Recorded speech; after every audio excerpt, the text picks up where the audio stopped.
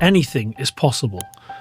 And when you gather a stellar cast, place them in the hands of a proven filmmaker, and give them an original idea rather than a formula, you begin to understand why One Battle After Another finds itself firmly in the Best Picture conversation this year. This is cinema operating at full capacity.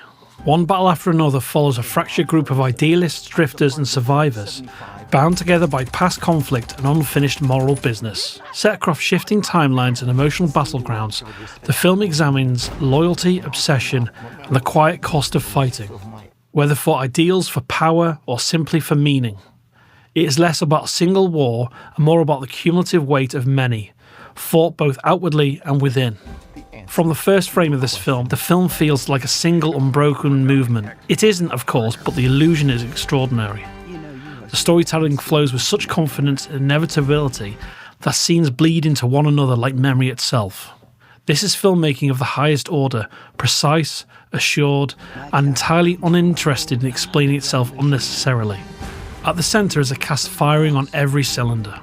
Leonardo DiCaprio sporting a look that suggests the dude wandering out of The Big Lebowski and into an existential crisis, is at his most energetic and unpredictable.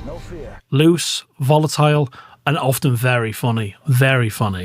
But his performance is never indulgent. Benicio del Toro brings his customary gravity, anchoring the film whenever it threatens to drift into abstraction.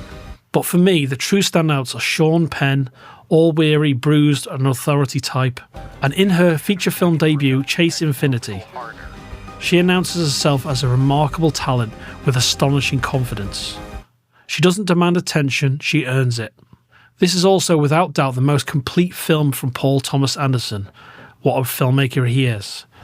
All of his familiar preoccupations are here: power, belief, fractured masculinity, and the cost of obsession.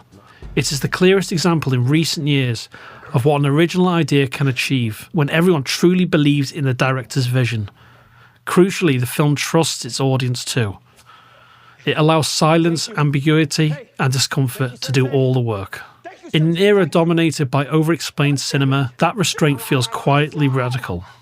And one final note. This is exactly the kind of film that inspires filmmakers like me. It offers something increasingly rare: hope. Hope for the future of cinema. Hope that original ideas can still find backing, that cinema made with patience, trust and conviction can still reach the biggest stages. It's worth pausing here to place this film in its wider context. This review is part of a continuing series working through all 10 Best Picture nominees this year. Seen alongside the others, One Battle After Another distinguishes itself not by volume, not by spectacle, but by completeness. Viewed as part of a broader Oscar conversation, this film is very much in the race. It sits comfortably among my top 3 films of 2025. And if you've enjoyed this review, do consider subscribing to the channel. I produce filmmaker videos every Sunday and in-depth reviews throughout the week. And until the next video, thank you for watching.